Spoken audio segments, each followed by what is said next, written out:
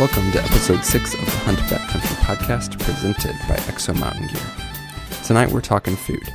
Much like Steve and Lenny and I did a few weeks ago with our gear, we're going to dive deep into what we take and why. But specifically, we're talking about the menu, the daily menu of food that we take for each day's backcountry hunts. Steve and I kind of dive deep into calorie ratios and things like that, and we give you an example menu that you can work off of. We received a lot of questions and feedback on this topic. One such was John Barkowski, and John, you're this week's giveaway gear winner.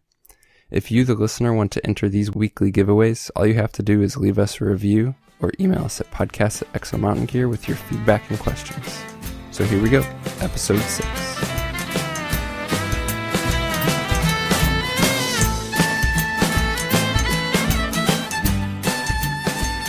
All right, Steve, how you doing tonight?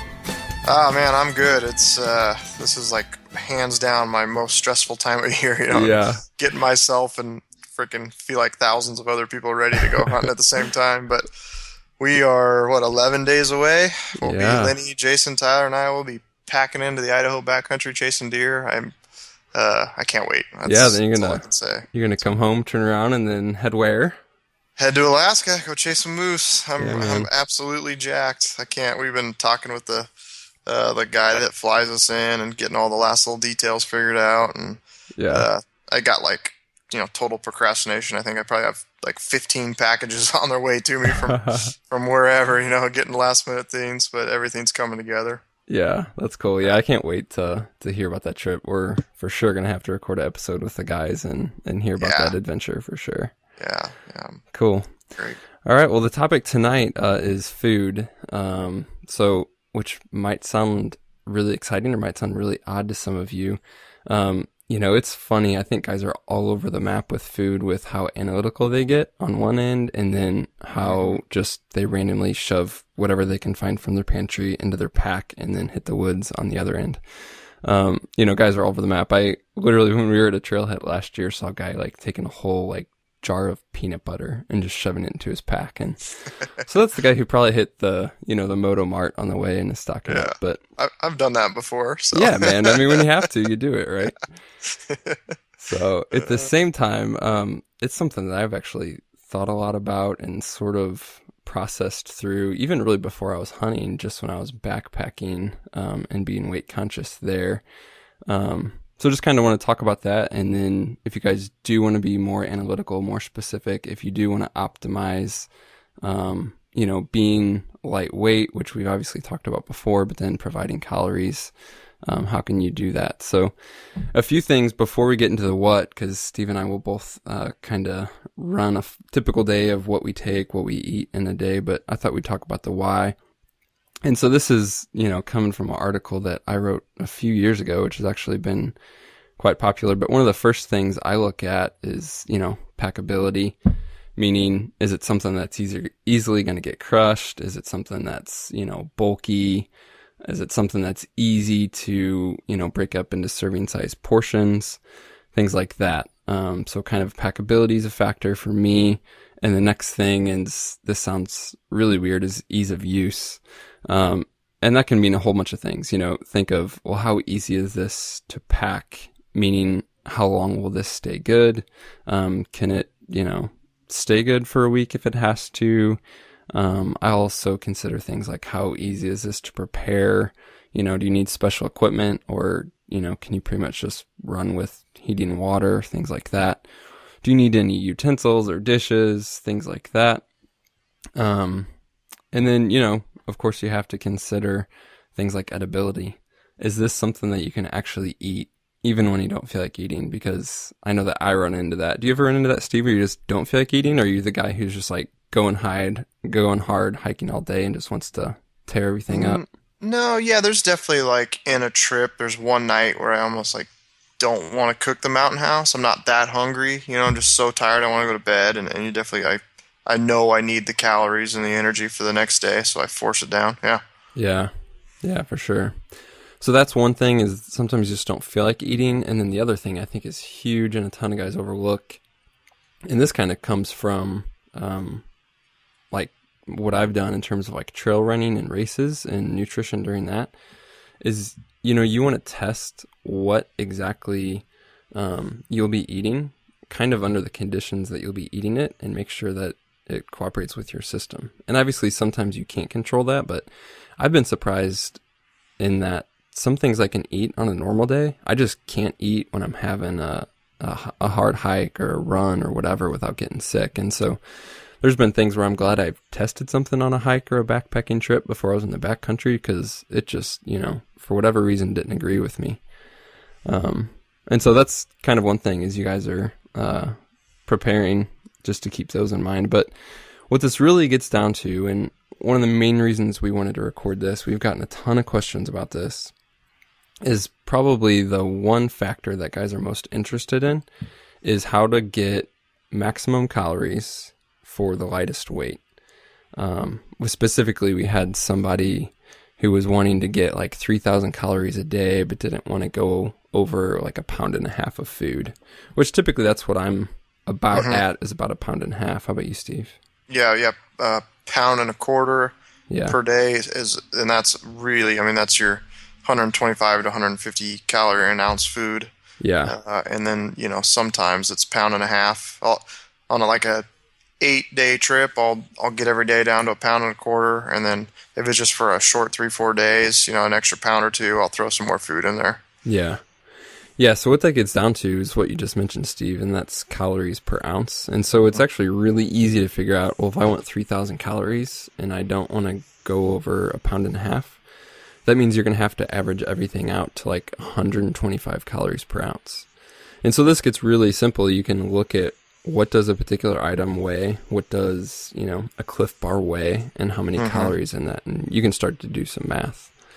And then the other thing to keep in mind, and this is huge for guys who really want to get down to the nitty-gritty, is you can actually tell by the composition of a food what that density is going to be like. So in general, there's for carbohydrates and for proteins, there's 4 calories per gram, but for fats, there's 9 calories per gram. So you can begin to see right away that the higher fat content you have, the better that ratio is going to be for you, the more dense that's going to be. And so all that plays out, again, being super geeky. But just wanted to cover that. And then, let's go ahead and dive into it, Steve, what we take, what that weight kind of looks like, and then maybe answer some questions from each other along the way. So what's breakfast for you? Man, I keep things so simple. For me, I'll go back to your quote about the jar of peanut butter. Back in the day, it was like oatmeal for breakfast. Then I'd take a whole roll of bagels and a jar of peanut butter, and that would be lunch. And then I'd have Mountain House for dinner, and then a bunch of just those cheap granola bars. So oatmeal was the devil, though. You eat it, and 30 minutes later, you're starving. You're more hungry than you were. Yeah. It's just nothing really. There's no sustenance in there. So right now, it's literally a Cliff Builders bar. That's breakfast. That and a coffee. Yeah. Yeah, I'm pretty similar. I used to make some sort of granola with some oats in it, and then I would put powdered milk in it, and I would vacuum seal that myself and have this nice little pouch I could bust open and either add hot or cold water, and it was like this nice, either warm or cold cereal. It was all fancy and all that, but A, I don't want to waste the time, and B, that's one of those things that just kind of didn't agree with me that well. And yeah, I've just gotten more simple and more simple. So for me, just like you, sometimes I do coffee. Kind of depends on how much of a hurry I am to get hiking, because sometimes we have, a place we want to be by first light and don't get up in time. If not, one thing I always have with me is a gel. And now typically, like a gel, sometimes I'll use it for a hard hike or a pack out, but sometimes I will hit it in the morning, because most often I'm bringing a gel with caffeine. And so if I need that caffeine shot in the morning, sometimes a gel will get me by. And actually use Cliff, just like Cliff Bars, Cliff the brand. Their gels, they have a one that's double espresso. And I've tried pretty much every coffee-ish flavored gel, and this one's by far the best. So Hmm. That'll replace my coffee if I'm in a hurry. And then to eat, yeah, I just do a Pro Bar every morning. Gotcha. So those are nice and dense. I think it's 380 calories. So it's a decent breakfast to get me by for several hours for sure. Yeah, those Pro Bars have a lot of calories packed into them. Yeah. So, and made of a bunch of hippie granola, organic, non-GMO, all that fancy stuff. But they're tasty. Mm-hmm. Mm-hmm. Tasty for sure. Cool. So what do you typically go straight through to lunch then? You kind of snacking as you go throughout that morning and into midday? Yeah, in general, I'm so basic now. Just from a convenience standpoint, and it keeps my calorie to weight ratio really good. I eat like, I think I usually have 3 to 4 of like a Builder's bars per day with me. Sometimes the Builder's Max bar, sometimes like Gatorade has a kind of a cool protein bar that I like. And I usually pack that. And so I'll kind of eat every few hours. So I don't really have a lunch per se. Yeah. It's just kind of every 2 to 3 hours I have something that's in that 200 to 300 calorie range, you know? Yeah. And so it's, in general for me, it's Builder's bars. Costco has these trail mix packets. They just come in single serve packets, kind of a long skinny tube. I'll have one of those per day. We started a couple years ago using those Justin's almond butter, like little single serve packets. Yep. Calorie to weight ratio is awesome on those, and they just go good on anything. Kind of like your, is just like a complement. Your goo gel or the Cliff gel that you're taking. Yeah. I'll squeeze that peanut butter on some. Oh, we also take these Belvita crackers. Yeah, those are good. They're really good, and they actually have a decent calorie to weight ratio, and so it will make like little peanut butter crackers, and that's pretty solid little snack. And then I don't take gels. I used to use a lot of gels, especially like when I was doing a lot of competitive mountain bike racing. And I will comment on that real quick. It's that they actually have quite a bit of effect on just kind of that next like 30 minutes of energy. If you're ever like climbing up something and packing out something, or you're just in the morning, you're kind of feel like a little tired and you need to climb 1,000 feet, 2,000 feet, whatever it is.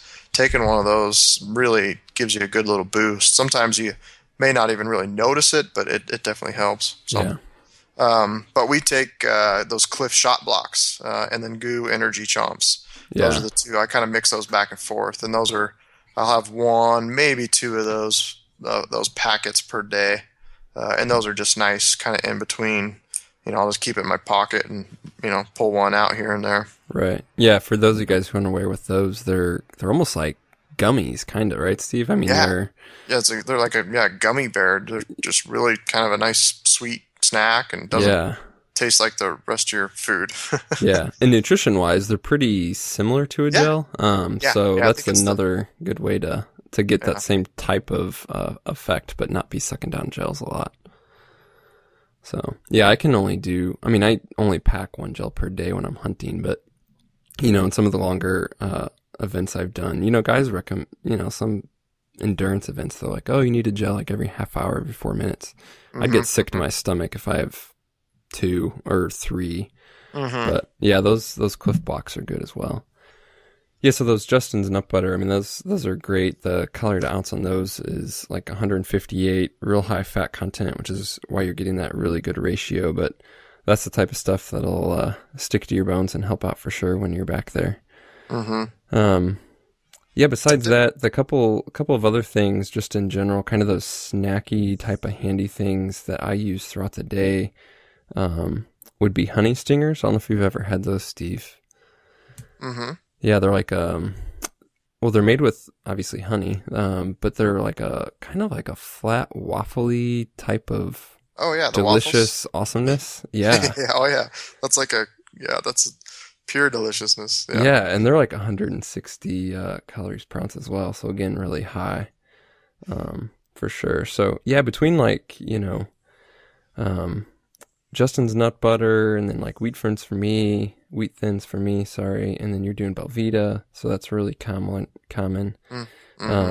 trail mix, honey stinger, maybe some of those Cliff Blocks. That's the type of stuff, just like you, where I'm kind of eating every 2 to 3 hours, kind of when I can, kind of when I'm thinking of it, and not really having, a massive meal throughout the day, but just making sure I stay on top of calories. Right. So, yeah. One thing that's interesting that I think, so many guys bring, probably almost everybody brings, that's really not that great from a calorie dense perspective is jerky. Mm-hmm. It's good because it's protein and it's light, but it's really not that efficient in terms of calories per ounces. And then something with me is it just always makes me way more thirsty, typically because it's, so salty. Do you use jerky or anything? I very rarely, maybe one trip a year I'll pack it, but Lenny packs jerky a lot. And I think his motivation is he realizes it's maybe not the greatest nutritional thing, but sometimes, especially mule deer hunting, you're just flat out bored, sitting in the same spot for 5 hours. So having something just to kind of munch on as you go that, is, even though it's not really adding a whole lot, I think he brings sunflower seeds too sometimes for that same purpose. Yeah, those will pass the time. Yeah. For sure. Cool. So what's dinner look like for you? Are you a Mountain House guy? Have you explored alternatives? I have not explored alternatives. Every year I say I'm going to dehydrate my own food, and it always comes down to just ordering up a bunch of freaking Mountain House last minute. That's one of the things I'm waiting on. Yeah. I just got mine in a couple days ago. Nice. Yeah, I don't know. I get so sick of Mountain House by the end of the season, What are your favorites? Or what are your favorites and your least favorites? I could tell you my least favorite is the teriyaki chicken. Oh yeah, I'm not a fan. When I first started backpacking, it was like one flavor that I loved, and so I went and bought like 2 tubs of it. Oh, and I vacuum sealed them all myself in little packages, and so I think I had that for like 2 years straight, and I literally can't even smell that anymore without just like wanting to Ralph. So right now, lasagna's good. The cheese in there just blows my mind that your body can even digest that. Dude, I'm saying that's one of my favorites, but I can't believe that stuff. It's like cement on your fork. It's insane. I just it's think unreal what that does sitting in your stomach, Yeah. So spaghetti with meat sauce is a good one.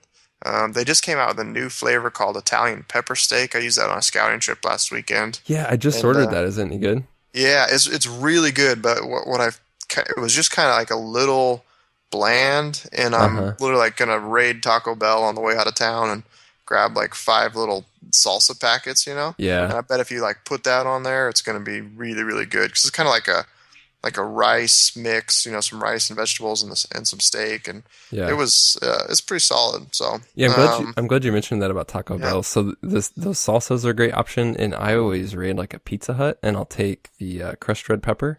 Oh, nice. Or their little packets of Parmesan. Yeah. And then the other thing I do that's a little bit more strategic, just to again kind of get some fat and calories, is I'll go for little single serving packets of olive oil. And so I'll typically, make my Mountain House, and then like, while it's halfway done cooking, I'll throw in olive oil and then some sort of, either spice or that Parmesan or something to that effect. So you guys who, maybe don't love Mountain House, just consider that you can spice it up maybe with something like that. Yeah. I also I've done it a few times, but I have a buddy who takes the instant mashed potatoes. Yeah. And he'll, like, just with almost any random Mountain House, he'll just dump, like a few scoops of that into it. He'll just take 1 packet of potatoes and just throw some in there to kind of, it's not adding a whole lot, probably, calorie wise for you, but just makes you feel more full. So add some flavor. Yeah, I've done, and this is not recently, but like when I was in college and backpacking and really, poor, I would grab like those packets of like Idahoan instant potatoes and then just a foil packet of tuna. So for like, $3, you can pretty much have your dinner versus, 6 or 7 or whatever for a Mountain House. So I've been there, done that. It's, I don't know, it's not as good for me anyway. Right. But it works. Yeah. Yeah. So Yeah, so that's pretty much it for me for dinner too. I'm typically doing a mountain Yeah. house and then dressing it up, and then I'll have, like for dessert or something. Actually, that's typically one of the things I have is those Builder bars that you mentioned from Cliff. They have Mm-hmm. one of my favorites is like they have a chocolate mint, and it kind of tastes Oh like yeah. a Thin Mint Girl Scout cookie. Mm-hmm. So they're pretty delicious, and that'll be Yeah. my dessert. That one's another example of the of my teriyaki chicken. I've Do ate you so OD many of on it? those. Yeah, I've OD'd on it. Oh, I'll dude. still pack like one per trip, but yeah, I've ate too many that I can't eat them anymore. Oh man, you spoiled yourself. They're so I good. know, I know. It's funny how you develop that, like something's delicious and you just eat so much of it you can't imagine eating another one. Yeah, Yeah. but that apparently doesn't happen with you and coffee, right? No, that does not happen with me and coffee. Coffee and I get along very well.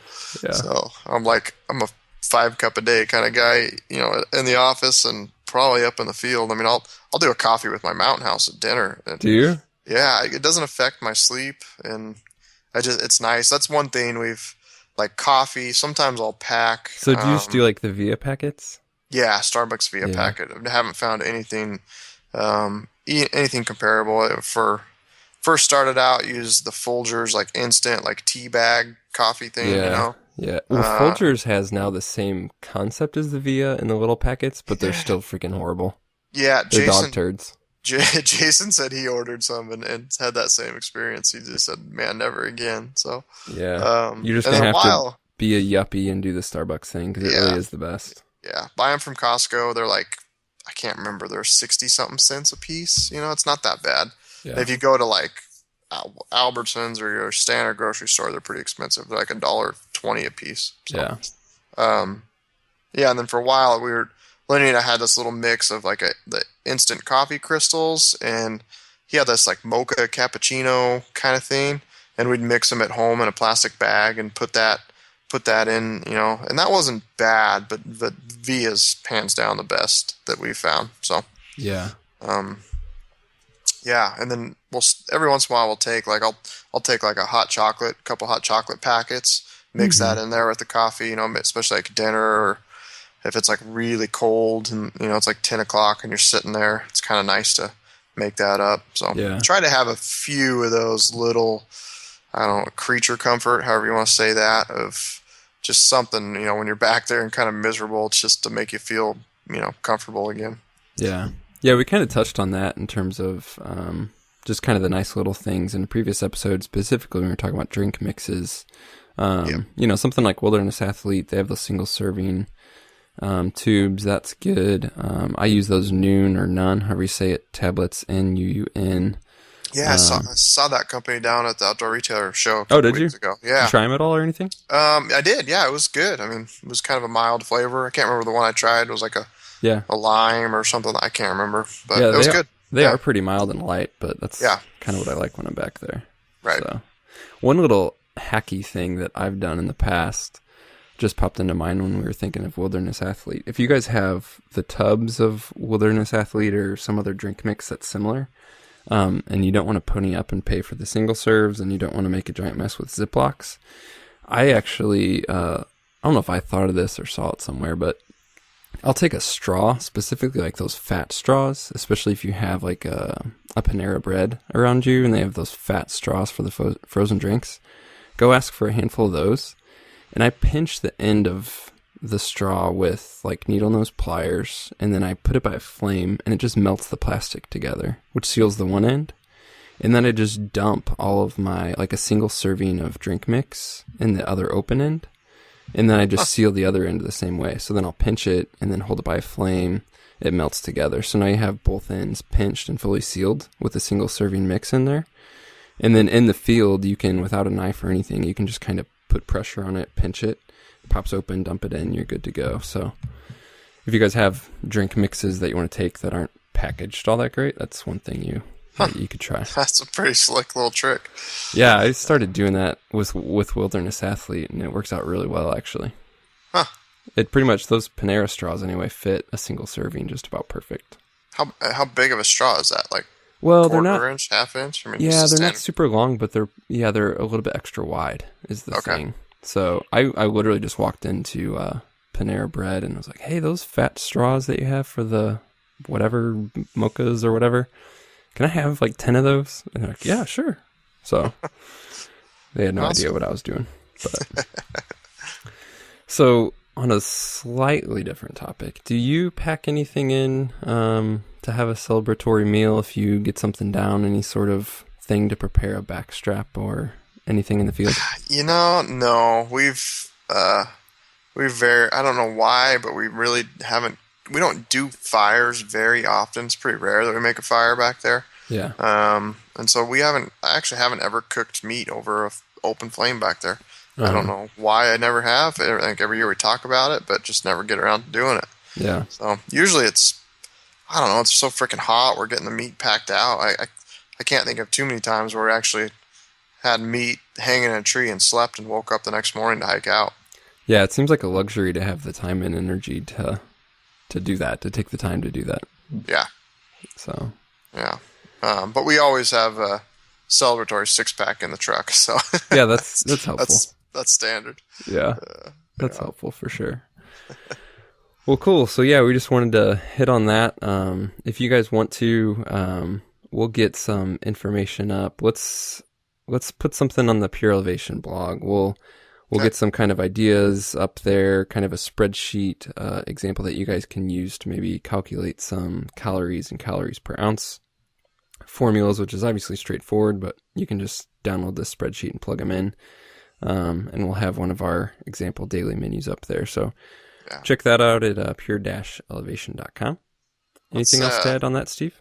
Yeah, I would love to, I bet everybody that's listening has their own little tips and tricks. I'd love to get a little conversation going, whether it's on Facebook or Instagram or something like that, and see what other people are doing. Because frankly, I'm always looking for new ideas, and clearly I eat too much of one thing and get bored and want to find something else. So love to hear what everybody else is doing. Yeah, that's a great point. So as always, we've mentioned it a bunch. You can always email us, and we get awesome emails frequently. So thank you guys for doing that. But you can email us at podcast@exomountaingear.com. At the same time, as Steve mentioned, Instagram, we do have that going, and that's at Huntbeck Country. Same thing on Twitter. If you want to get at us on Facebook, just use the Exo Mountain Gear page, and then you can always check out that menu we will post on the blog at pure-elevation.com. So we'd love to hear from you. At the same time, if you're enjoying the show, consider leaving a review on iTunes or wherever else you're listening to this. So until next time. Thank you for listening to the Hunt Back Country podcast.